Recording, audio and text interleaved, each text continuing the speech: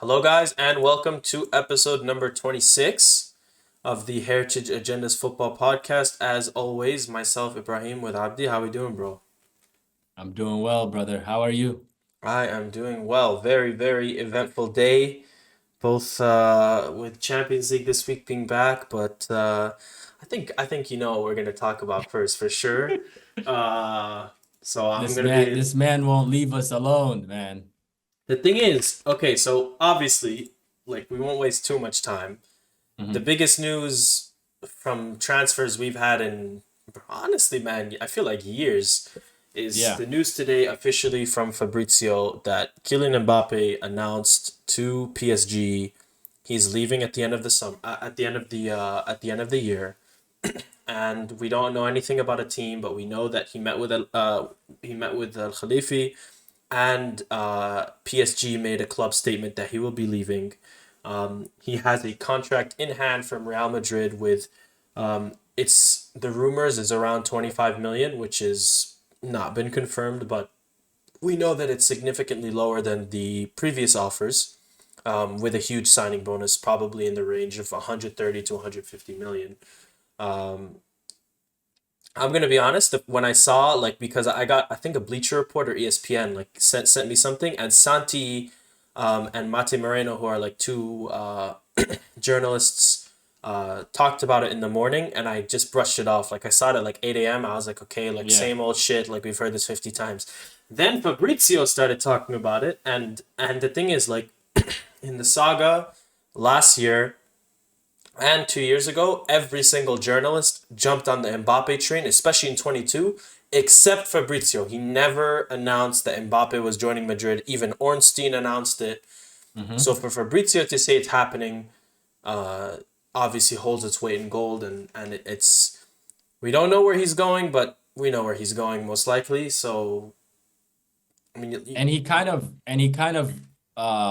I think you mentioned it last week where he said, when I know, you'll know, and I believe an Instagram comment about why he was asked why he hasn't reported anything on the Fabrizio, Mbappe news. Yeah. yeah, And now he's finally, put his everything on it. And I think probably he's more right than anybody else on this topic because he's refrained himself from, being, I think a lot of the Mbappe news has just been who's first, where Fabrizio kind of took a step back and just waited for, things to fall into place as they have now for at least this summer.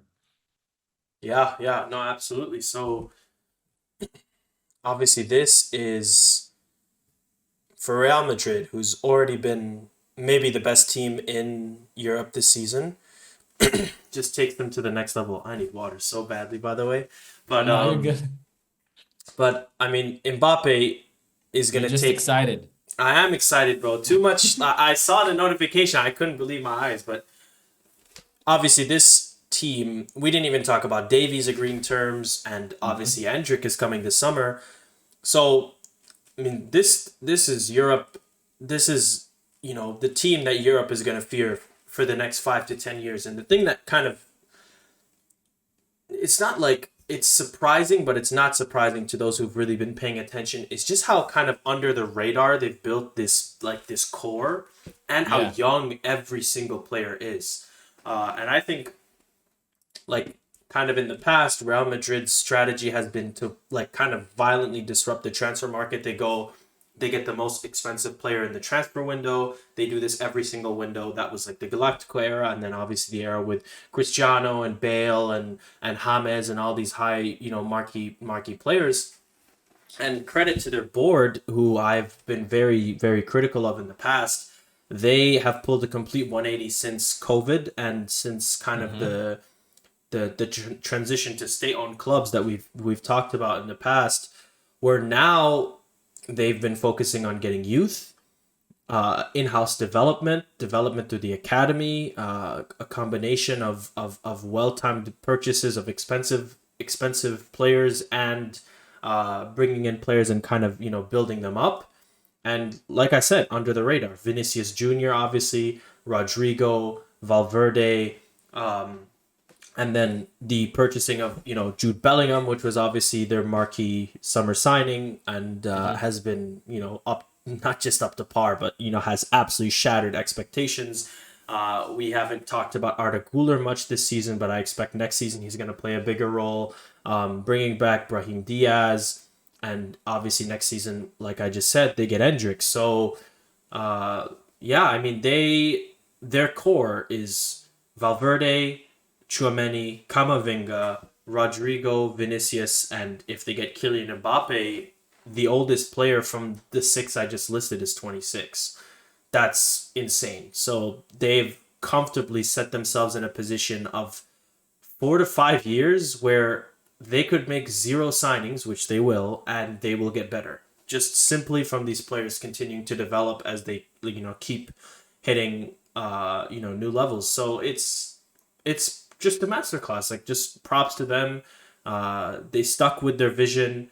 All the criticism that they were getting from the fans, and the lights at the end of the tunnel for their sporting project. Yeah, absolutely. I agree with everything you said. And in terms of like team building wise, it's really hard to have 6, 7 youngsters that are all performing at such a high level that they have. And sometimes you like, I will say there are a few teams that kind of have a young roster, but not with the potential of what Real Madrid is cooking with. And the depth, you guys have 5, 6 qualified midfielders. The attackers are all performing. Rodrigo kind of got off to a slow start this year, Now he's doing where you great. kind of had doubt if he could play without Vinicius, but he's been unbelievable as of late. And now if you add Mbappe and then a left back like sorry, what's his Alfonso name? Davies. Yep. Alfonso Davies, then it's you've had a little bit, like, I guess if the Brazilian could come back fully healthy, the defender, Eder Militao. Yep. yep, could come back fully healthy, but I feel like those are just shit you throw to the back of the burner and worry about the rest, because there's so much potential and so much great players ahead of everything else. But my question for you is, now that like we know Mbappe for sure is leaving PSG, which is the first thing that needed to happen of this saga. Like, we need him separated from that club. And he's leaving now. Is it a guarantee he goes there? Do you think any other clubs could potentially sway him away from what seems like his ultimate destiny, and to play for Real Madrid? I mean, I think with Mbappe, there's no such thing as a guarantee. Like, for me, even though he's announced that he's leaving to PSG, it's not really guaranteed that he's even leaving PSG. Oh, Obviously, if I had to bet money that he's what he's gonna do, I leaving would now. obviously bet he's leaving. Probably 95% certain. Um, if I had to say, I think the only clubs that could really make an appeal, I think he'd never go to City. I think Liverpool and Arsenal could make like good offers where he'd at least mull it. Although I don't really see the prospect of Liverpool without Klopp. Yeah. They're huge on wage structure. A lot of their players are getting into the older years rather than younger, even though they have great youth. Um, and from a marketing perspective, I don't think that they obviously no one competes with Real Madrid with marketing, but from a Yeah. marketing perspective, I think you could sell. There's obviously been rumors this week about like, okay, come be the next Thierry Henry, come cement your legacy at Arsenal. Do I think it'll happen? No, but would it would it absolutely shock me if it happened?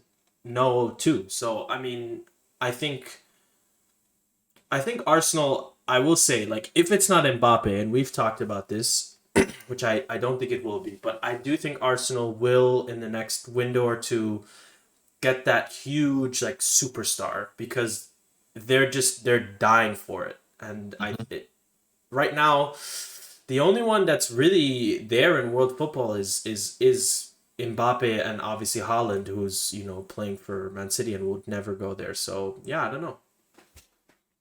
I think like I agree with you, marketing wise, everything, like there's no place better than Madrid. I think it offers him just being a global superstar, and way more even if he's making 25 million, which is probably not even like a third of what he's making at At PSG right now. PSG. I think they just give him a bunch of other options in making money, Yep. especially with his image rights, all that stuff, brand deals.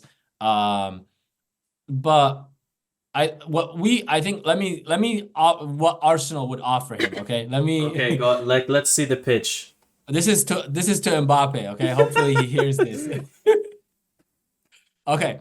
I think from if you look at it from the last couple of years, it's been Haaland and Mbappe as the future superstars of the world, right? Yep, yep, Um, yep. I think right now, in terms of winning, in terms of career choices, everything like that, I think Haaland has completely outclassed him in where he went from Dortmund to City to winning a treble, and Like then team contending, wise, yeah, right? team wise, yeah, contending for Ballon d'Ors moving forward. Um, and then where I think Mbappe halted a little bit is because he stayed at PSG a little bit too long. But at Arsenal, I think obviously the Prem is, the creme de la creme, the best, most competitive league. Oh, I shouldn't even, I can't even say that anymore. But I think we offer him a rivalry to Holland, So we are the number two team to City in England, and he could come and compete and take this great team down. Yep. But I think ultimately, I think Mbappe cares only about money, and I think he only cares about status and everything like that. And there's no other option other than Madrid. I think it's a done deal. You mentioned that the contract has been laid in front of him. I think it's been there since 2019, 28-20.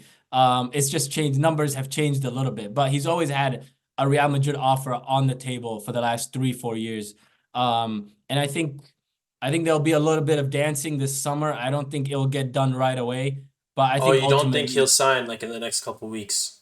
I I yeah, do. unless like I do you think so? I think If it's Madrid, he'll I make his think he'll decision. announce it. Bro, because Madrid are not playing games this year. Like that's the one thing I'll say. It's like okay, where there's smoke, there's fire, and like all the Hmm. Spanish journalists have said that like they want to see commitment from him, obviously because of the past. Yeah. That his relationship with Florentino is very very good, and that they are not afraid to pivot if he doesn't want to go there. Which I mean, it looks like he will. So I think he would announce it. I think at the minimum he'll announce he's leaving, which he obviously is, and I Hmm. at the minimum he'll announce like where he's thinking of going. I don't think there's really anything but Madrid for him. I feel like it's always we knew that when he leaves PSG, that's where he's going. Um, I What mean, what would you say is early that he'll announce it soon? What timetable? Like, what do you think? like end of March. I think once they get knocked out of the Champions League, or I mean if they win it, but if once they get knocked out, I think he'll announce it. I think Him simply out and of him, respect for the club, he won't until yeah, then. him announcing. Like, I remember when Haaland announced that he was going to City. It was right around, like, I believe end of March, early April, around that time. Yep. And City were still in the competition. I think they even got to a final that year and lost. Or they lost to you guys that year because you guys were the ones that won that Champions League. Um, No, no, that we they had Holland the year we wait, did they? I'm trying to no, they think. didn't. They got him right after that. They Oh, got you're him. right. You're right. Yeah, Thank you. yeah. Yeah. So I think it would do wonders for Real Madrid if he just announces it and gets it out of the way, and then you go into the summer knowing exactly what you have and what you need. But it's Mbappe, he's unpredictable. But I'm glad we know now he's leaving for sure. I think if Fabrizio said it, PSG have said it. He's met with the head of PSG. So, now we just wait for his ultimate, decision, which I mean, is. yeah, and from the perspective of like marketing, like look at how Jude's game went to the next level, just in terms of his like his image, not his actual performance. Like Jude Bellingham is maybe the most popular player in the world right now, and obviously he was very very well known at Dortmund, but not to this level. Like Adidas has basically created a whole like subsection of their brand to just him, which is absolutely Hmm. insane for a 19-year-old, or no, I think he's 20 now. Um, Hmm. from the perspective of from like the perspective of the pitch from Real Madrid, it's come follow in the footsteps of your idol, who's Cristiano Ronaldo, come to Real Madrid, uh, and really take your status as a player to the next level, um, and go from there. And obviously the Spanish league. The one thing I will say is I'm I'm hoping in the next couple of years that the funding in terms of like teams having money will increase. I think with the Super League, which I Hmm. think will happen in the 2025 season. I think the league will start to take off with kind of like even distribution of funding, and we'll go from there. It's a very very exciting time for football, and I mean for for this team, No, it's it not exciting for football at all. It's only exciting it's for only one exciting team. for me. But if they get Alfonso Davies, who's obviously what Hmm. we talked about, they get Mbappe, they get Endrick, and they get another center back. Kind of with some of the old guard going out. Obviously, Modric is has announced he's leaving this summer, I believe, and Cruz might be on the way out as well. Yeah, look out. That's really all you can say. Yeah, young and deep, and arguably with the best player in the world coming, it's Yeah, not good. I do have question marks about the fit, obviously, with like playing striker and issues that might be caused. If I had to say like a negative, that's the biggest one. Is like my concerns with that. If things don't work out for like stretches of games with him at striker, are we gonna see like the ugly side of Mbappe's camp rear its head? Um, Yeah. which it has at other clubs. People act like he's going to come to Madrid and just flip a switch personality wise. I don't think that type of stuff just goes away with a change of scenery.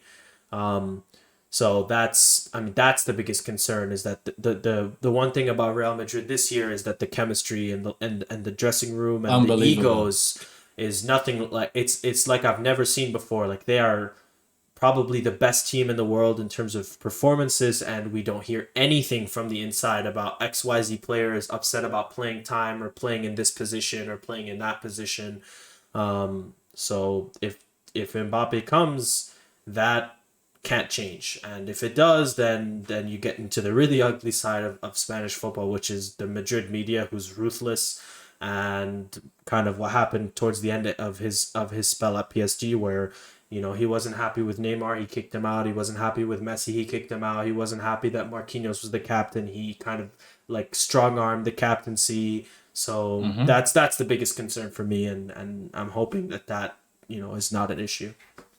With the buildup of like this entire saga, I think it's either gonna be the greatest project ever completed with trophies and Ballon d'Ors and everything, or it's just gonna be maybe a 2-year bust thing where Mbappe just ruins every good thing that you guys have been building for the last 2, 3 years. And Yeah, I can't wait to see. Both will be, we'll be here. time We will will be tell. there no matter what.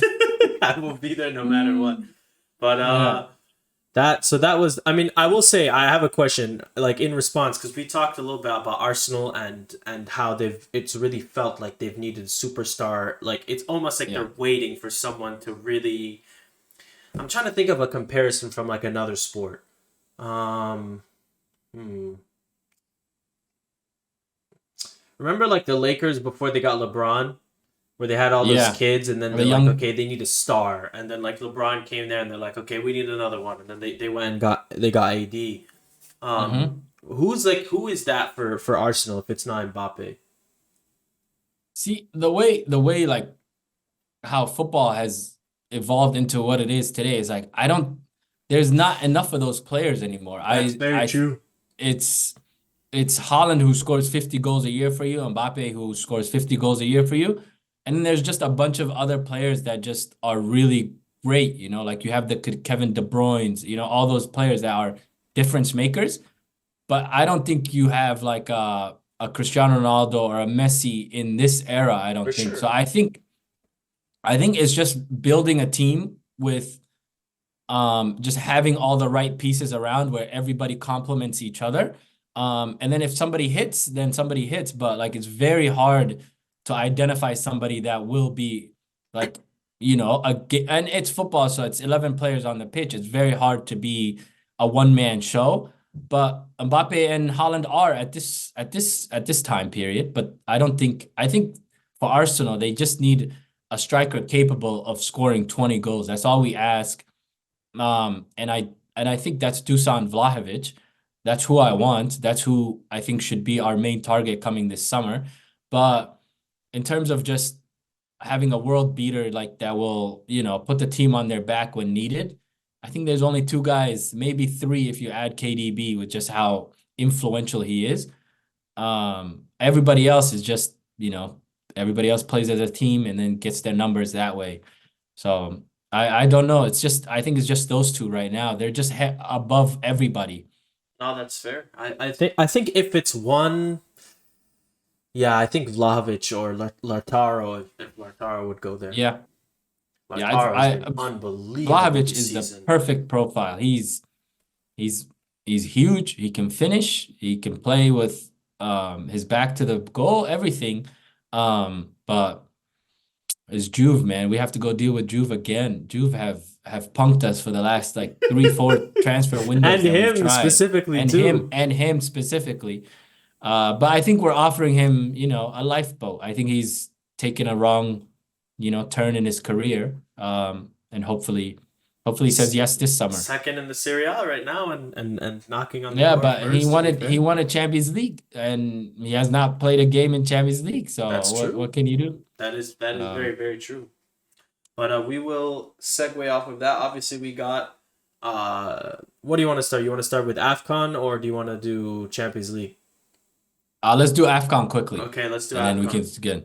Obviously, AFCON. We talked about our predictions for the final. I said Yeah. Nigeria would win. Did you say Ivory Coast? I said Nigeria as You said well. Nigeria as well. Obviously, Ivory Coast with the comeback win. The hosts, after finishing third in their group, scored late with Sebastian Aller, and won it for the first time since 2017, I believe. I think that either one of the years they lost to Zambia, and then following They that won they, it. they, they won it. So, uh, thoughts on kind of the tournament as a whole. We talked about it a lot last week, obviously, so we won't be too extensive. But thoughts in the game on the tournament and My biggest takeaway was just how well this AFCON as a whole went. It drew their biggest viewing audience. I think it said 2 billion people watched worldwide. wow, Um, I know and that. and the football was beautiful. It was competitive. Even a team like Ivory Coast who faced such adversity, if they finished third and then fired their coach and then, like stuff like that is and then Nigeria who on paper had the better team, on paper should have won.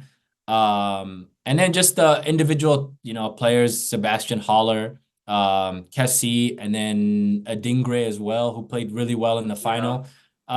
It was just a really great tournament overall. I think um like AFCON is just beautiful. The fans, the arenas looked good. yes, the Um, facilities were the great. facilities were incredible. I think Ivory Coast did a great job of hosting. Yep. So it was just a great tournament. I think slowly but surely, like, Africa's, becoming, I think also they have 11, 12 teams that are gonna go to the World Cup, 10, which yep. is a great Huge. push off this tournament. So it's really nice. And I think Ivory Coast shot up the world rankings. All these teams have put it out there that they're a serious team, and the football that was being played was beautiful. Like Sebastian Heller's story, where he was a year and a half ago Yeah, to where fighting he is cancer. now is unbelievable. So it was great. Yeah, no, 100%. And you hit exactly what I was gonna say, like on the head with I think we're gonna see in the next like 10 years African football really, really take the next step as one of those kind of indirect things from Mhm. both the increase of the increase of the spot like teams in the World Cup and Morocco making the semifinal, which not only Absolutely. put African football really higher on the map and also won them an extra spot in the World Cup. So Hmm. yeah, it's great for African football to see where it's going. I mean, just in the time that I've been watching, has really really taken the next step. So, and it's great to see like these countries that have over the last couple of decades are notorious for like creating and nurturing great talent, actually like be able to retain some of their players and not, lose them to France and England and Germany and those behemoths where we're kind of used to seeing, we used to seeing these players play, and now we're almost getting the reverse effect where teams are where players Yeah. are happy to represent their home country. We saw it, a great example was like, and I talked about this last week with Ghana this summer, Mm-hmm. where or this past winter, where Inaki Williams and Tariq Lamptey and amongst other names. So yeah, great for African football. Like you said, the Ivory Coast did a great job hosting the tournament. Credit to them. The facilities were fantastic. The atmosphere was great, obviously, and there were so many Cinderella teams that, Mm-hmm. Cape Verde and South Africa making it extremely far, and all the big teams going home really really early, and it was great to see. I had no idea Cape Verde existed before this tournament. I had to literally look it up on a map, you They're know? like these tiny Um, islands, like west of exactly. Africa. So And then I read the Ivory Coast players were rewarded with villas and 80K cash, 80K dollars. I mean $80,000. So I'm just glad it's it generated a lot of revenue, which is great to see. Where these players are able to be paid back handsomely. yeah, yeah, absolutely. But yeah, great tournament. Obviously, we get it back in another couple of years. But the thing I'm really excited is the World Cup. Like I said, and seeing 10 African teams, which is great, because it's a travesty that like in the past, like 53 or 54 African countries had to compete for 5 spots, and Thoughts, great teams would not make it to the World Cup. Obviously, just the last one we saw, Algeria and Nigeria and Nigeria, yep. Egypt didn't make it. So we're gonna see way more teams at the World Cup, and I'm really excited. Yeah, beautiful tournament. Yeah, fantastic. But we'll move off of that. We will talk about the Champions League. We got a couple good games. Let's start with Real Madrid, since we really already talked about them a lot this episode. Yeah. A game against Leipzig. There was a little bit of controversy. Leipzig scored first. The goal was ruled out because of interference from a player who was offsides. There was a lot of controversy. Um, Kind of walk me through what you saw with the game, any takeaways you had, and kind of go from there. I think it's the the theme of Real Madrid's season is just it's winning in ways that just continue to shock me. I thought this game they were outplayed. Leipzig, created more, played better. And they still won. I thought Lunin was the best player on the pitch by far. Unbelievable. Um, and when your keeper looks like that is usually not a good thing, but he played so well. And then it's 7 straight wins in this competition. You guys have not lost every game. There's a few games I think you guys were down to Napoli for the first leg, and then you won comfortably after that.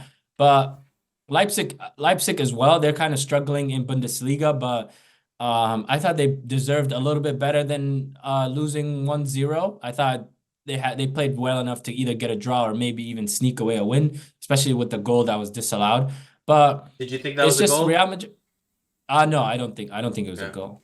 Right. But I like stuff like that is just you always have to, go over it. But I don't think it was a goal, but it's a controversial thing that a goal that looked clean, but once VAR took care of it, I thought it was not allowed. But I think Real Madrid is just Real Madrid. They find ways to win. I know Jude Bellingham didn't play as well, which is kind of, like you would expect them to struggle without their best player this season, but they fared well. And then Brahim Diaz, just like he did the last time Jude was out, stepped in and took care And of stepped business as up. he should. Incredible goal by him. Great goal. But Real Madrid is just I'm out of superlatives. They're an incredible team. They're just they take care of business everywhere they go. Yeah, no, absolutely. I agree with pretty much everything you said. Lunin was their best player. He's been slept on. I think he's always, done well. He has single-handedly basically played himself into the starting role because they brought in Yeah. Kepa to be the starter. He played a couple games and he's been miles better. Uh, Mm-hmm. Chouameni at center back, I know he's like, we've memed about it, but the last couple of games he's had to play there because of the injuries and the like lack of depth in the squad. But he looks like he's been playing it for 10 years. Like he looks like He's Desai out there. unbelievable. So, uh, Unbelievable. and it's helped so much to get Cruz, Camavinga, Valverde, and him on the field all at once. And obviously Jude when he comes back. So Yeah. you can get your best five players in the midfield all on the pitch at the same time, and how much it's helped in the build up and how great he's been. Carvajal has turned back the clock. Even Mendy has been playing very, very well. Diaz has stepped exactly like you said, and that's really been the story for Real Madrid. Someone gets hurt, someone can't play, someone takes his spot, and they play up to par. So we've seen it all. We've seen it all year. They find a way to win. This is a team that, just based off of the way that they're playing and their legacy, this is their competition. Mm-hmm. I think for the first time, I'm gonna say it. Like I really see. I think they can go all the way. So, do I think that they can go all the way? Yes. If I had to bet, no. But Mm-hmm. yeah, I mean, kind of bring it on. And the next game's at home. Obviously, Leipzig is great. They're gonna put up a fight. They have great, great players at a lot of positions. But yeah, Real Madrid this season just they like, I don't know how they do it. Every single game they just find a way. That's been the story of the season. And you just said if I had to bet, I would not bet against them. Like Yeah, maybe I wouldn't bet on them, but I would not bet against I them. agree. They have shown time and time again in La Liga, in even the competition they won earlier in right before the new year, and the Champions League especially. This is their competition. They're the most decorated club in this competition. Sometimes, I don't know what it is, but like sometimes auras, overwhelms people sometimes, is I don't know what to say, man. They should not be winning games that they've won, but they're undefeated. They've lost two games maybe this entire season. Both to Atletico Um, at the Wanda, to yeah. Atletico, yeah, and Atletico is lurking somewhere. Maybe that's who eventually Well, they have puts to them play out. But Inter, so yeah, yeah, but they are unbelievable, man. They do find ways to win. no, absolutely. And the thing for me that we like, and we didn't even talk about this weekend where they absolutely smacked Mm-hmm. Girona 4-0 with no center backs. They didn't even have Nacho for that game. Just Dismantled them. absolutely destroyed. By the way, Vinny on the weekend, my God, that's the level that, like, if we get that week in week out from him, sky's the limit for this team. Obviously, Jude's come to par, and the thing like that I've been so impressed with Real Madrid this season has not been the attack; it's been their defense. How great they are Yeah. defensively with Alaba, Militao, and Courtois all being out, and just how they've been able to leverage that, like the ability they soak up pressure, and then their counter is lethal. They every single time it feels like they score against the run of play, or if they're dominating a game, it's like they're good in all the facets of the game. Great at absorbing pressure and playing defensively. Great in transitions. Great at holding the ball and playing possession if they need to. Great at playing against the press. Great at pressing. No one wants to see this team this season, and like this Champions League quarterfinal with the way the draw has kind of played out, and we can kind of start to Mm-hmm. see the pieces starting to come into Yeah. place, especially after next week's games. The quarterfinals is going to be like, I can't wait for genuinely every single tie. I'm so excited. And I think Ancelotti deserves a lot more credit than he's 100%. gotten. I'm glad he's extended and he's gonna be at least he gets to see this through. Um, the Mbappe meme of him saying no to Ancelotti is gonna be hilarious when he comes to Real Madrid. But he's done an unbelievable job. He's nurtured and raised the profile of all these youngsters, 100%. So he deserves all the credit as well. No, 100%. And yeah, exactly. Playing players in their best positions, playing players in positions that we were kind of scratching our head. Mm-hmm. Uh, almost no one saw the idea to play Jude as a number 10 behind in front of three midfielders. That was all him. So, and the diamond is something that is dying in football. Like we don't see teams playing that formation anymore, and he Mhm. revived it, and it's been perfection. Like it was exactly what the team needed. And I've had my doubts with Ancelotti at times. I still have my gripes, but flowers to him. He deserves. He's been extended. He deserves it 100%. And there is no coach in the world, maybe outside of one, who we'll talk about later, that I would like to see coaching this team. Yeah, that guy.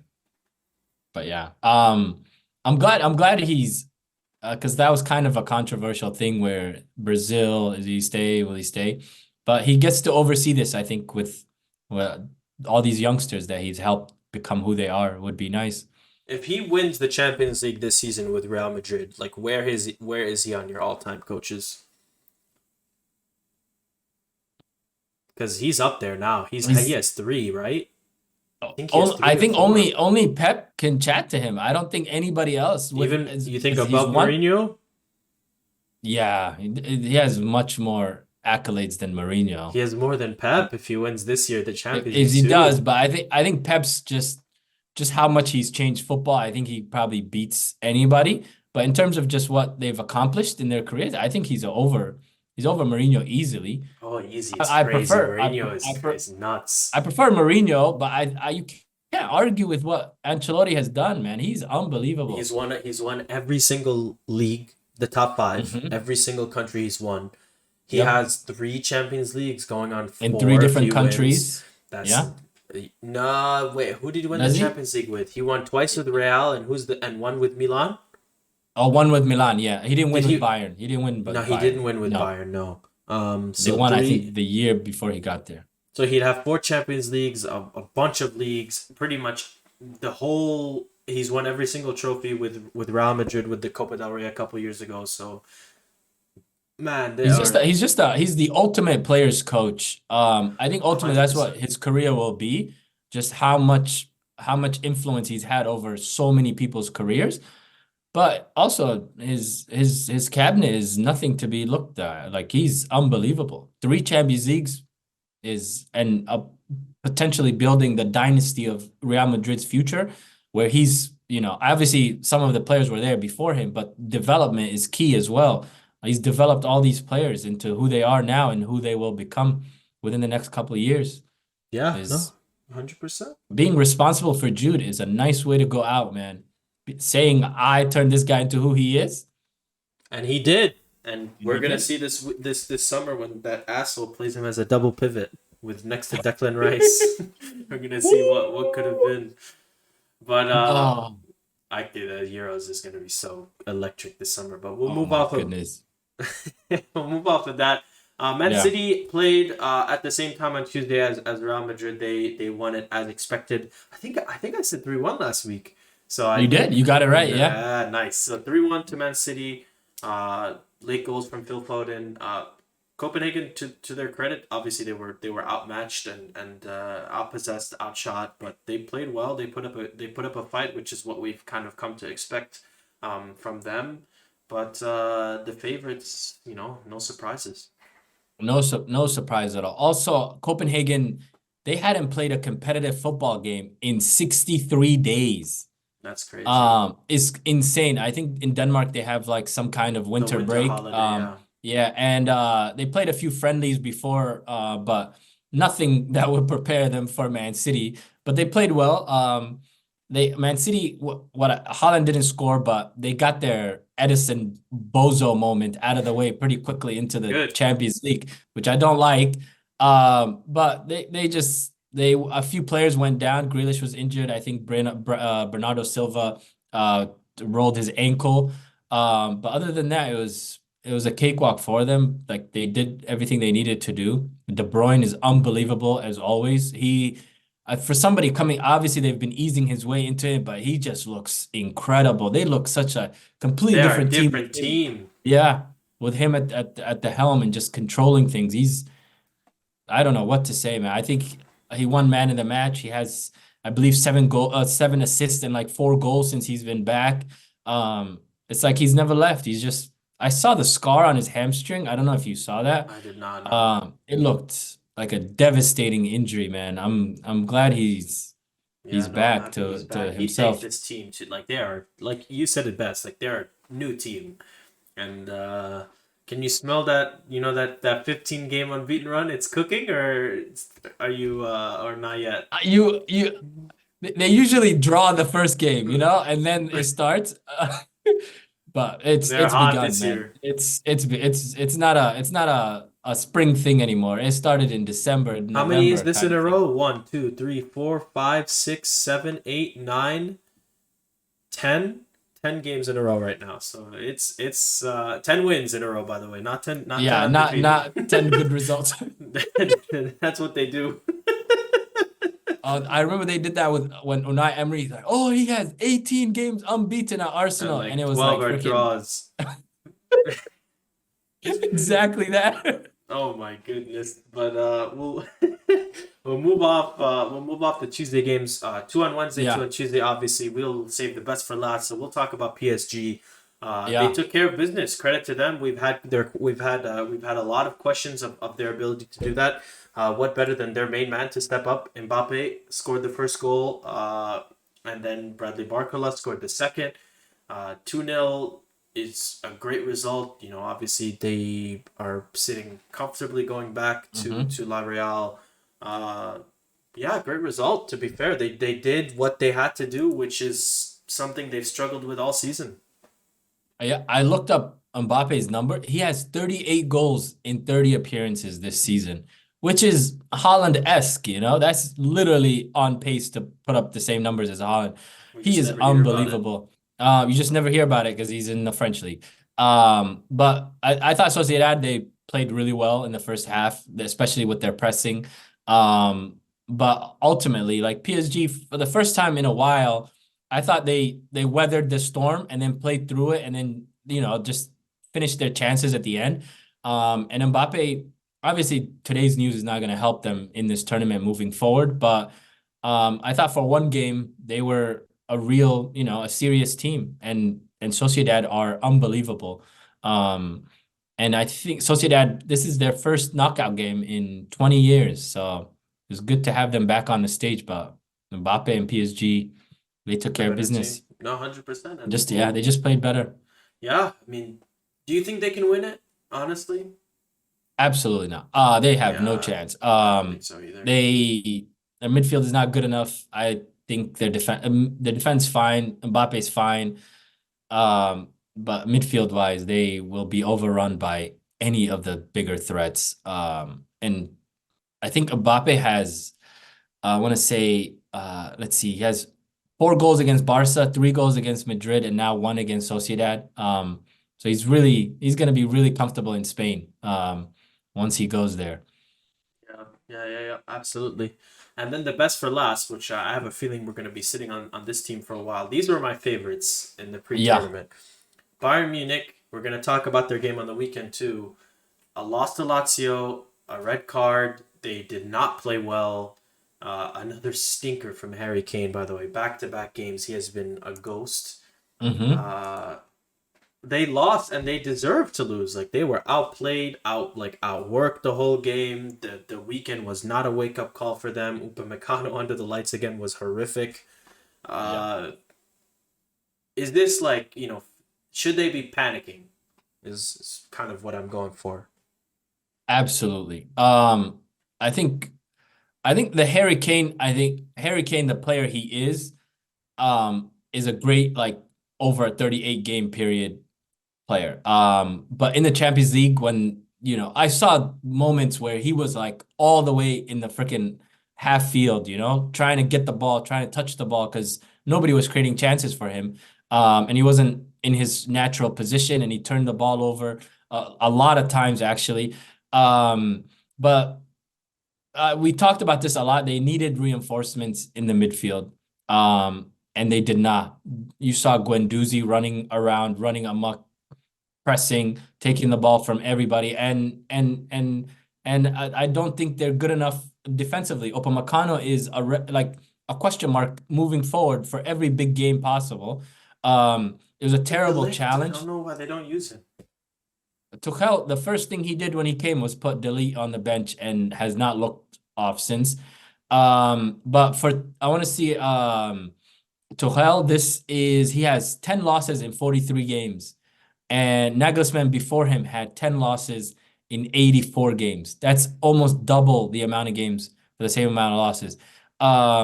So it's just they're frail. Like they're not Harry Kane without service is not Harry Kane, you know?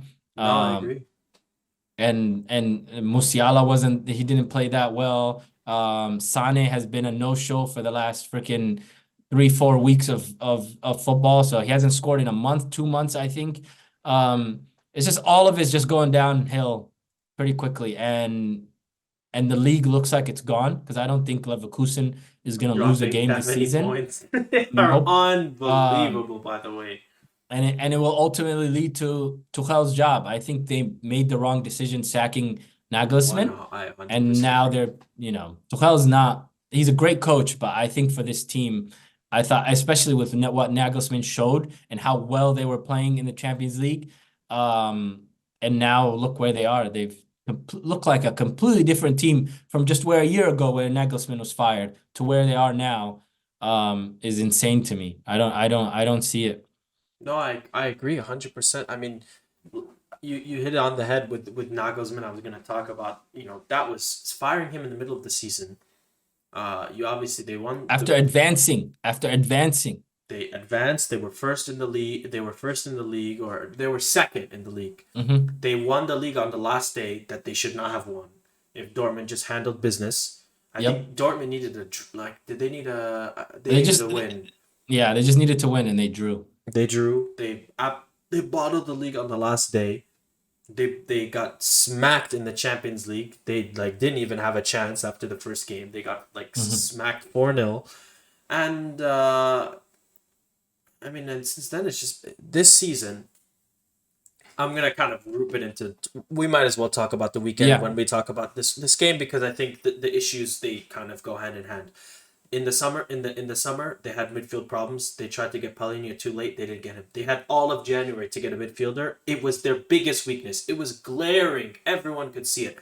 All they Yeah. have to show for it is Eric Dyer and a winger that they signed from the Spanish league. I'm drawing a blank on his name. They go to this weekend, their biggest game of the season, maybe their biggest game in years. They get played out of the park by Xabi Alonso and Bayern Leverkusen, who, to their credit, are one of the best teams in the world, if not the best. But they Yeah. were absolutely rinsed. Like no desire, no fight. You saw Muller after the game. When have we ever seen Muller have like a temper tantrum after a game? 3-0, and it could have been 5. And I don't think I've seen that with Bayern in 10 years, maybe. So they have no heart, and then you come off of that game and the weekend where you get spanked. You probably lost the league because you said it. Bayern Leverkusen are not dropping points this season. They have 24 games in the league, unbeaten 31. I think spanning over multiple seasons, and I think one loss in like 50 games. Yeah. Obviously, we'll give them their flowers later, but they are not going to drop points. This is the type of league now, the Bundesliga, where if you drop points, it's a catastrophe. Like the team in front of you is not going to lose. So you had to show up this weekend, even to get a draw. They couldn't do that. They got played 3-0. They deserved to lose. And then you come into this game, your Champions League, and they looked so sloppy and so lazy. You can't get one shot on target in 90 minutes plus added time against Lazio. Lazio are struggling in their league. Credit to them. They played well. The place was rocking. But you just can't lay a goose egg to, like 2 games in a row. This is Bayern Munich. And now they're staring elimination in the face. And I don't know if they're going to go through, to be honest. And that's, for me, is crazy to think. They have, Tuchel in specific Hmm. has mismanaged so much since in such a short period of time, and it just looks like uh, it's just so questionable. They did the same thing, obviously, ever since Hansi Flick has left. It's been kind of dysfunction. I mean, Nagelsmann got you a league title where they dominated start to finish. The Hmm. Champions League, I think, where did they finish his first year when he was in charge? Was it the semifinal? I think they lost. I think they got to the semifinal. I think they got to the semifinal, and then they beat Yeah, they PSG. oh Huh? no, quarters. They lost to Villarreal, was it? Villarreal, thank you. Yeah, Yes, it was Villarreal. They lost it to Villarreal. Then they played PSG last season. He absolutely coached around them. circles around PSG. It was they won, but it was all tactics. Home and away, they were fantastic. And now they just look so lazy, so beatable. They they don't stack up. They They look they old. they look old and they look lazy, and that for me is when you make a crop of talented, like, and some of them are young players, look so old and like with no desire. That to me falls on coaching. And yeah, like the panic bells need to go off, because if they don't win next in 2 weeks against Lazio in the home leg, it's gonna get ugly fast. Is you think there's any chance they don't advance? Absolutely. Absolutely. They are like, this is not fake danger. They have Lazio played them off the park. What's to say that Absolutely. doesn't happen again? I thought Sarri and his boys, they came to play, man. Oh my They God. did. The but Bayern is just I don't like they've always been such a like a perfectly well-run club. Like just perfection. Everybody's on the same page. And I thought like Tuchel being signed in the middle of the season was, like just so odd Uncharacteristic. and very uncharacteristic of them. And now they're seeing it. Tuchel is he's a I can't even say he's a great coach, but he's a decent coach. He's a good But coach, but he's a good coach, but it's just the guy is I don't know. Everywhere he's been, he's always left on bad terms, you know. And this one got off to a rocky start. I remember yeah. he lost the Champions League to Man City right away, and then lost his first league game. And the And then you cup he award him. lost He lost no trophies at all, besides the league title that they barely won, that and they shouldn't then have won. they shouldn't have won. And then you get Harry Kane. Harry Kane's good, but you need midfielders. You needed a number six. Kimmich and Musiala is not even playing in position. And then you're relying on I keep forgetting names, but you're relying on your old guys to come in and contribute when Muller, they Goretzka, Muller, yeah, yeah, and Goretzka and those etc. boys. So Muller especially, like Muller started this game and he was nothing, Hmm. I don't even know if Muller should be playing. He looks good in the Bundesliga, but in Europe is a little bit different. These No, guys are all on the same level, it seems like, which I mean, Bayern should never be. you bench Upamecano, or you bench Delict from day one. People have had huge question marks with that decision, and obviously, you talked a lot about the players that he's chosen, and you can see the glaring weakness in the midfield. And obviously, this is a weakness, but you Yeah. can see Kane throughout the game drops deeper and deeper and deeper and deeper and deeper, because he's not getting the ball. He's not being able to play through link up. So he basically has to go play like a DM, because he has to go collect the ball at the first level, because after the first wave, they just never get the ball to the They attack. never advance it, yeah. Yeah, so he starts trying to do that, and then you see him trying to get the ball and collect it and make those sweeping outward passes that he loves to make to the wingers, because they just do not get him the ball enough, or the service isn't there. Obviously, a lot of that falls on him too. And Lazio was so prepared for that. They They just were, sat on him, just hoofing balls left and right, and it was just, which of going the course other way every time. he's one So of the most deadly finishers and link up strikers in the world. If you want him to play 75 yards from your goal, be my guest. I would do the be same thing. Like, absolutely, yeah. yeah, so I mean, like I said, the panic bells are firmly ringing, and it's not getting easier. After Bochum, it's Leipzig, and then another game, and then right to the Champions League. So, oh, and if they don't win that Champions League game, I think that's it for Tuchel. Oh, Tuchel is I think even if he survives this, one, I don't think they're going to win the Champions League, and two, they're not going to win the league. So his job is already, he's gone already, like just timing wise. But right now is he's about to lose the league, bro. They haven't lost that in over a In 10 decade. years.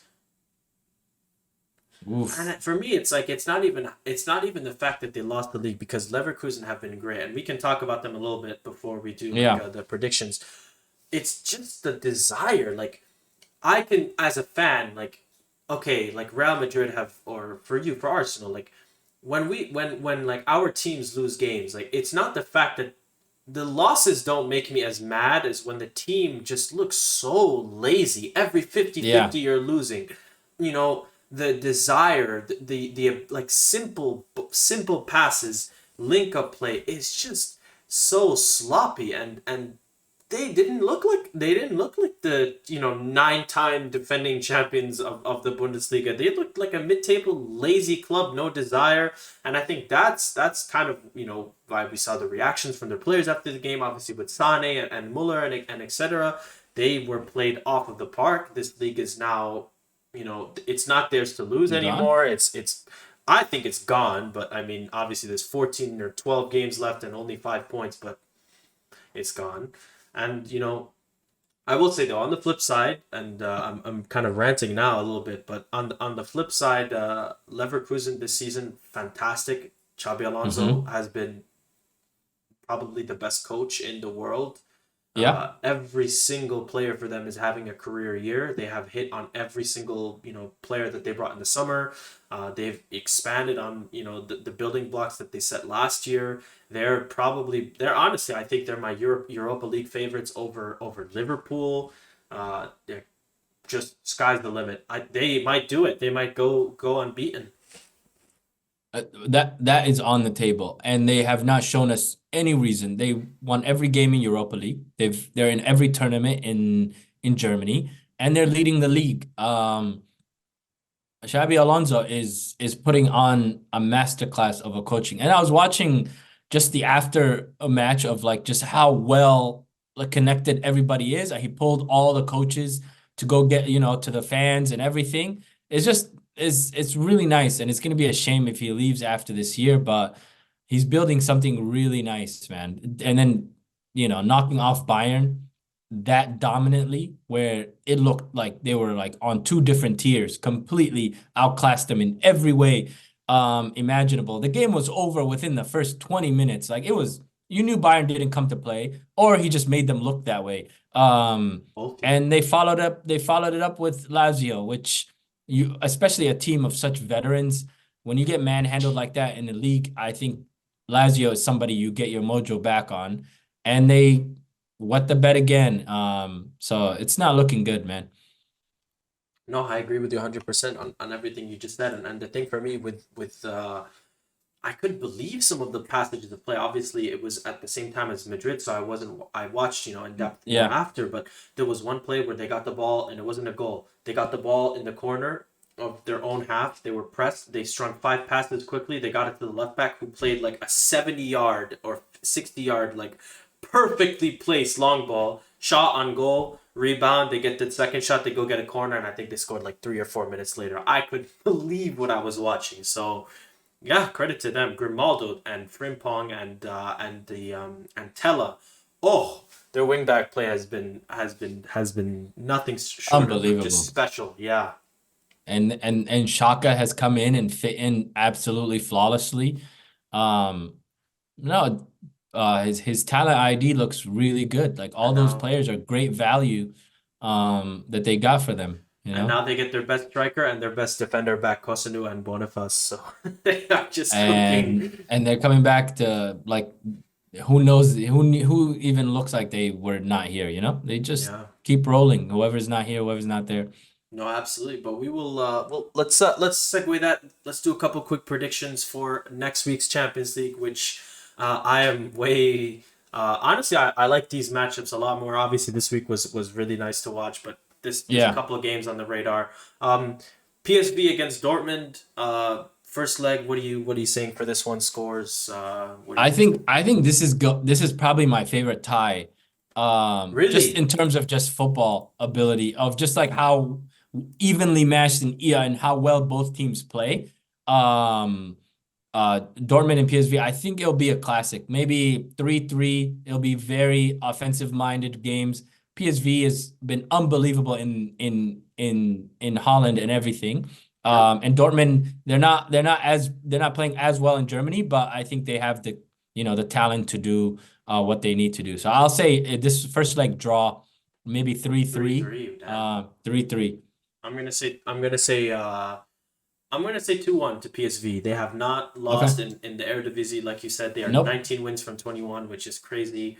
Has gone under the radar. They made it out of a tough group. So I say PSV 2-1, and unfortunately they're playing at the same time as my favorite tie, so I Okay. probably won't watch as much. But my favorite is Inter versus Atletico Madrid. I cannot wait for this game, and it's a shame that these two teams, who are probably my two dark horses, are playing each other in the round of Yeah. 16. Kind of, what are you saying for this one?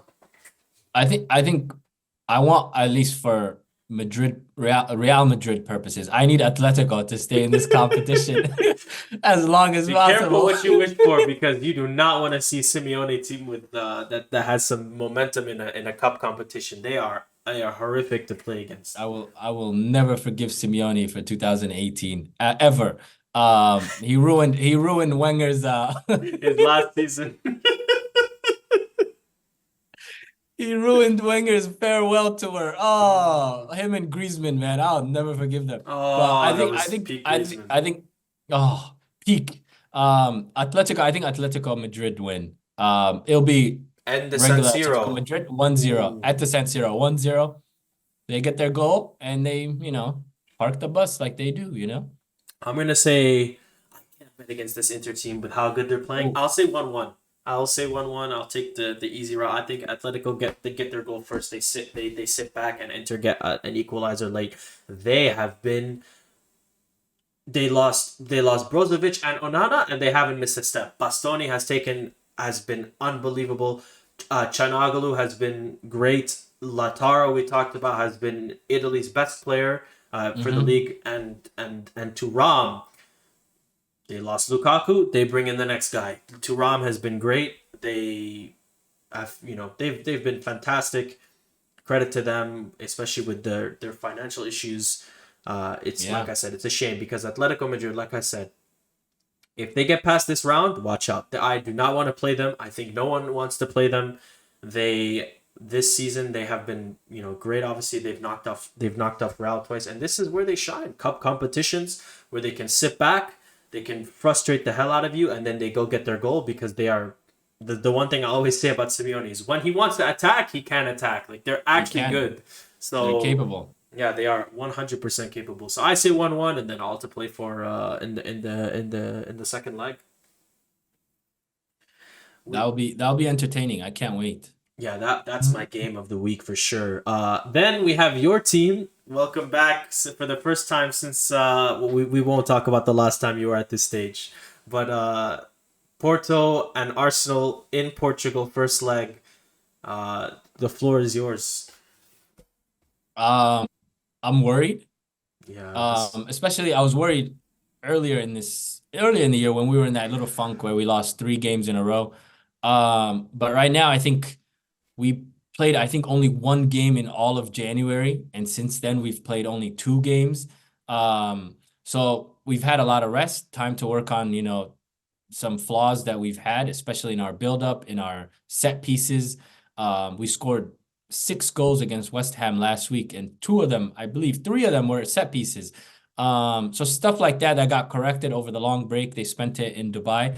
But Porto is a very physical team, and Arsenal does not handle physicality well. But I think it's a nice test. In terms of talent, I think we clear them, but they can do stuff that frustrates us, especially our players, especially Odegaard. He doesn't perform well when teams are in him and hitting him and knocking him out every time. But I think we'll move on relatively easy. But I think this is the kind of test we need moving forward into the tournament. So I'll say 2-0 first leg. Um, Arsenal. Arsenal, yeah. Ooh, see, I'm gonna say 1-1. Mm-hmm. I'm gonna say, like, because that stadium, like, if they have to deal with the Yeah. first 15 minutes, like, that for me is the key of the game.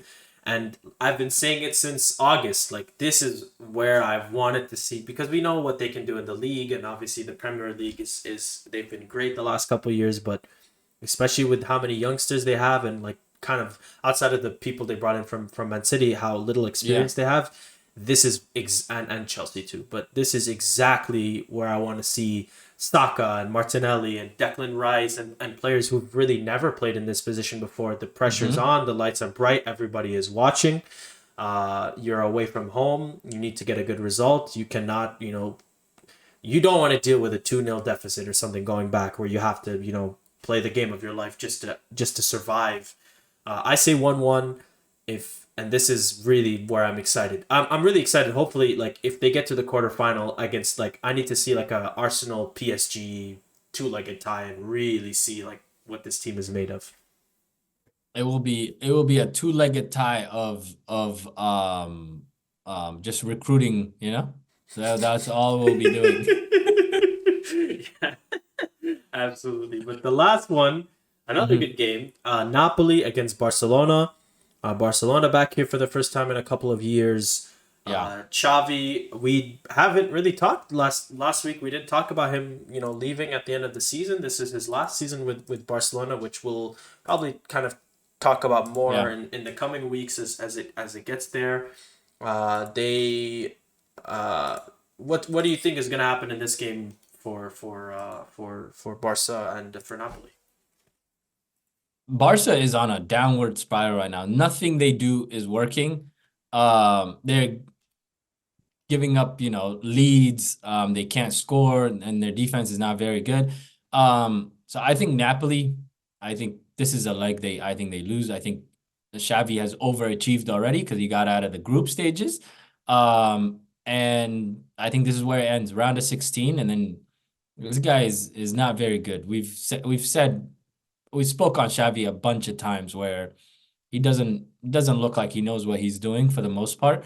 And he can't coach any kind of good, build up or anything like that. Defensively, I thought last year they were really well. They played well, winning the league, all that stuff. But this year is not the same. And I think Napoli, they'll get what's his name? Osimhen will be ready. Yep. Especially after he had a terrible AFCON. So I think he'll be looking to bounce back against the Barcelona team that are not very good defensively. And Shabby leaving, I don't even think we need to talk about that. He should be sacked, by the way. The only Wow. reason he's leaving, from the front door is because of who he is as a player, not as a coach. As a coach, yeah. Um, so I think Napoli take care of business, and I'll say 2-1, but I don't think over two legs. I don't think it'll be particularly close. I say 2-1 the other way. I think as Yeah. bad as Barcelona have been this season, Napoli have been worse. They obviously I got to watch them up close in their two games against Madrid. They played well, to be fair to them. Obviously, this Hmm. is all about their two main men, Kvaratskhelia and Osimhen. So, they go as far as those two take them. Um, yeah, I'm gonna say 2-1 to Barca. They have a And we and tendency we to. and we've seen them take them all the way to the semifinals last year, So I Yep. would have more faith in those two than I would have on anybody on Barca, Yep. who haven't been here in 3 years. So Yeah, that's true. That's fair. Yeah, so yeah, I say 2-1 Barca. I will. Well, putting my prediction like on Xavi is crazy. I have faith in Xavi is bold, but I'm gonna stick with it. you have this is not good faith, man. That guy sucks. Oh, Oh get him man. out of here. And then uh, and then they want to hell to replace him. Like, do you not see what's happening? Like, are you guys I saw Barca Ragnick. just I look saw terrible? Ragnick and Tuchel. I was like, they must not watch the same like teams that we watch. Oh my God, Ragnick. Oh, Ragnick is still eating off that. Man That United should have done interview, what? open heart surgery. He's still eating off that clip. Oh my goodness. And But then the last thing I wanted to talk about, because uh, we can't go a week and not talk about Arsenal winning 6-0 away from home. So the floor is yours. Just fire away. Man, what a game that was. I thought we needed to win this game for Declan Rice, especially because they came to the Emirates and whooped us 2-0 a month earlier. But everybody played well. Saka got 2 goals. Declan Rice had a goal and 2 assists. His output this year has been unbelievable. He has, I believe, 10 goals and assists this year in all competitions, which is incredible for a DM. I don't think Partey has given us anything near that the last couple of years. And then I thought we would play the same kind of formation and style with Jorginho in the midfield, but we went away from that. Put Havertz back there, and it was clockwork. I think we're finally back. I will say we're back because offensively we look really good. We've scored, I think, 11 goals, conceded only like 3 goals this in the last 3-4 games. Um, but it was really nice. I'm just glad we won for Declan Rice. For him to get a goal was unbelievable. He's changed my life, man. So anytime the team can repay him back to stick it to his old team, especially in their stadium, was a great showing. I thought 6-0 was. I think I woke up late. It was 2-0. I was like, what is this? And then it was 4-0 at halftime, 6-0 at full time. It was great. It was a great game to watch. No, this is like for me, like this is literally the definition of like a trap game for me. So I was Yeah. like, away, Yes. so like you need to get points to keep up the pace, and to win 6-0. It's like the Arsenal performance that, well, we saw it against like Liverpool, even though the goals were sloppy. But it's like we've been Yeah. saying. Remember when they were winning earlier in the season? We just need to see that, like, kick it into gear and really see what this team is when they're playing at their best. And we saw it, and that's one of the best teams in the Premier League. Uh, do you guys Absolutely. do you Go think ahead. you're gonna win the league? I think it all depends. I think we will keep up. I think it will come down to maybe the last couple weeks of the season. I will not say we will win the league, but I think we will be there at the end for the first time. I think Arteta has done a really good job of just easing this, where the last 2 years we've started so fast. Um, and this year it hasn't looked that good, but we have the same amount of points as we did last year this time. So I think finally we're gonna get to the place where we take off, where instead of last year we were going, going, going, going, going, and we peaked a little bit too early and then came down. I think we're starting to hit our peak right now, and then it'll be nice because competition is gonna be crazy because with the Champions League, and we have a game against Man City left, we have Man United away left, Newcastle, all those teams are coming. So I think we'll be ready finally.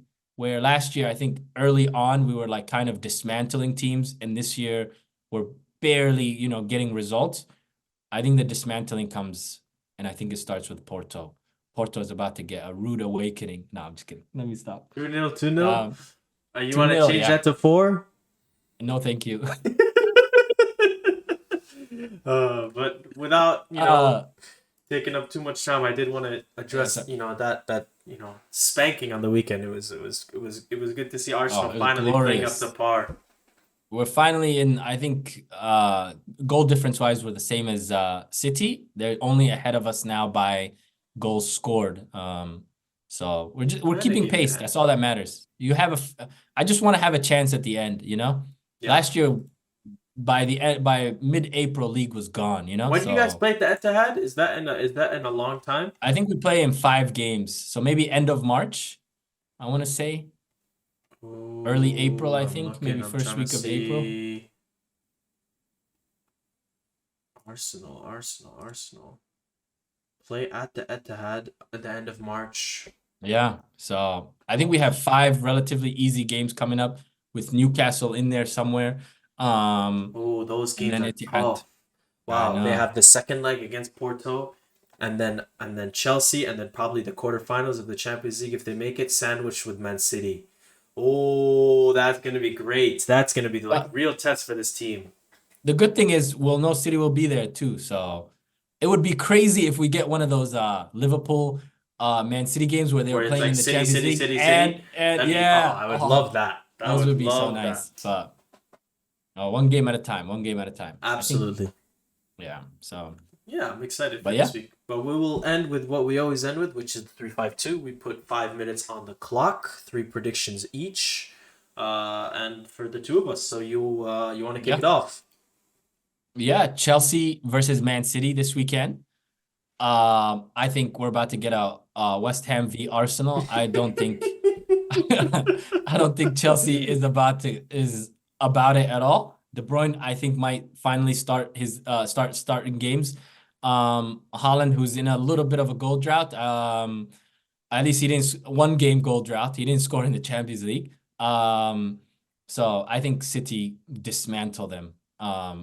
Chelsea they are a mid-table fodder now, I think.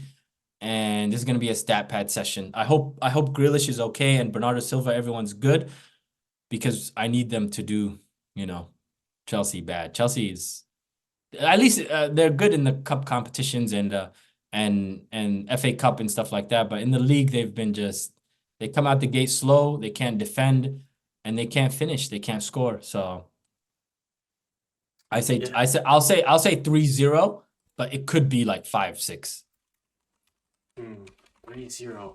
I'm see I had one of my predictions dealing with Mourinho, Mm-hmm. but I don't wanna go back on the prediction I made a couple weeks ago where I said that I feel like he's gonna go to Newcastle.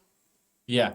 So I'm gonna take a cop out, and Okay. I'm gonna say what is kind of on everyone's mind, but I think Inter are comfortably gonna win the Serie A, and I mean they are like quietly they have 60 points in 23 games. This after they win this weekend, they will be up by 10 points on Juve, who have been very very very good this season. So I'd say Yeah. Inter essentially kind of starts to plan their parade for winning the Serie A, Oh. which is early. Oh. It's Which February, is so early, yeah. Especially because Serie A has been the most competitive league in world football pretty much 10 the last points couple of ahead, years. 20 Yeah. wins out of 24 games if they win this weekend. And I think they will. I'm going to say 3-0 this weekend, and they start to plan the parade. Oh my God. Speaking of parades, this is out of the Chiefs parade was Oh my God, sorry to bro. those people. Prayers to those people. And then Arsenal, Burnley versus Arsenal this weekend. Yep. I think is more of the same. I think we continue with our scoring ways. Maybe not another 6-0, but I think we win very comfortably. I'll say 4-0 Arsenal. It's time to get these goals, you know? I am going to agree with you. I'm going to say Arsenal 3-0. I did have this one, but I'm going to throw in a caveat. I think we start to get the company out. It's been happening. I think if they get smacked this weekend, he's Let done. me see where they are on the table. They're 19th. 19th. Yep. Sheesh. And they're tied with Sheffield. So and they're 7 points behind Luton with a game less. Luton might be safe if Everton doesn't, what's it called? Get that up. Um, I mean, Luton yeah, might be safe even if Everton didn't have that stuff going on. They've been great, and they they've started been like their really good. first like 8 losses. I think their first 8 games were all losses. Yeah, we thought they were going to be the worst team in Prem history, but they've been playing really well. I know Yeah. their coach is getting a lot of, um, thirst traps and stuff like Let's pump the that. brakes. Ever since Liverpool, bro. Isn't he like how old is that guy? Maybe like early 40s, I want to say. Man, bro. As No, you're much not as they seeing. like him, they hate that Newcastle. What's that Newcastle assistant coach? Tyndall? You know who I'm talking Oh, about?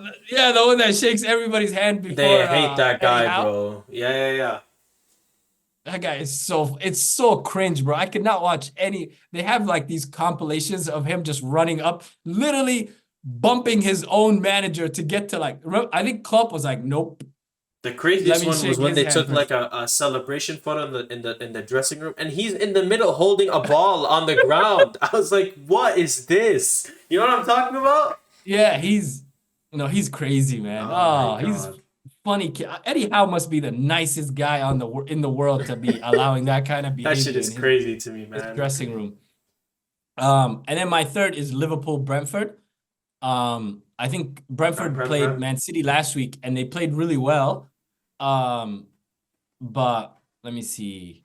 No, no, they won against Wolves and then they lost to Man City the week before that. 3-1. I think they finally get something out of these big ties with especially with what's his name back? Oh my Ivan God, I cannot Tony, you're remember good. name. Ivan Tony, who I don't want at Arsenal. I think Brentford win, and I think Ivan Tony scores twice. Ooh. Liverpool. So So we'll Konate have is new not going league to be there. leaders, Konate is not going to be there. Yeah, which would mean I think Arsenal. I We'd think walk into City next week with Arsenal. No, because City don't City will play be twice. depending on Goal difference. yeah, depending on goal difference Well, if what or you goals scored. oh, because you said City would smack Chelsea too. Oh, Yeah, so I think it'll be. Oh my man. God. Oh my God. I got scared. I was looking at the last five. And it's Who City all City five wins, and Arsenal has 4 wins and a and a red, but draw. the red is on the right. I thought we already lost our next game. I was like, what the hell? We didn't play yet. Oh my god. But that's from a couple of weeks ago. But yeah, I think Brentford beats Liverpool convincingly, I especially with will. Kanate not playing. Yeah, I will. I will say. Girona lost their second game this past weekend, and I think they lose their third this week on You think it's Monday. it's over for them? You think? I don't think it's over, but they this weekend they go at Bilbao, which is beyond a tough Tough. place to Yep. play. And Ernesto Valverde, obviously the former Barca manager, is notorious for being great in the league. They have been quietly very, very good and pushing for top four. And yeah, I mean, their coach flat out said it after they lost to Madrid. He said, "We are not fighting for the league. We are playing for top four." So Yep. that this is the He game they can't need to believe win. they're here. He can't believe. But I don't. I hope they're downward. Like obviously being dismantled like that by Real Madrid is never a good thing, especially when you have title hopes. But I think they should. I think they They'll be should fine. comfortably finish second. Yeah, I I think think they'll be they'll top four finish for second. sure. But I Yeah, think for this sure. weekend, well, it's not even a weekend. It's a Monday night, so they're basically playing prime time again. So I don't think it's gonna be easy faring for them. It's a lot of exposure for them, man. They were Good. not in this league 3 4 years ago. It's Yeah. crazy how Before far they they get, are. they're gonna get ransacked this summer. So enjoy Yeah. it while it lasts. Oh my God. If Dovbyk No. and Saigankov are not at new clubs this summer, then Europe's recruitment for teams are just lazy because they're both gone for sure. No, they've had Especially a they've Dovbyk. had a they've had an unbelievable year. Yep. But another episode in the books, 26, and next week we get the Champions League another roundup episode, and we can start to look ahead to the second leg, and this is the Hmm. best part of the season, bro. It's cooking. I know, man. I can't wait. I cannot Yes. wait. But take care of yourself, guys, and we will see you next week as normal. Inshallah. Peace. Peace.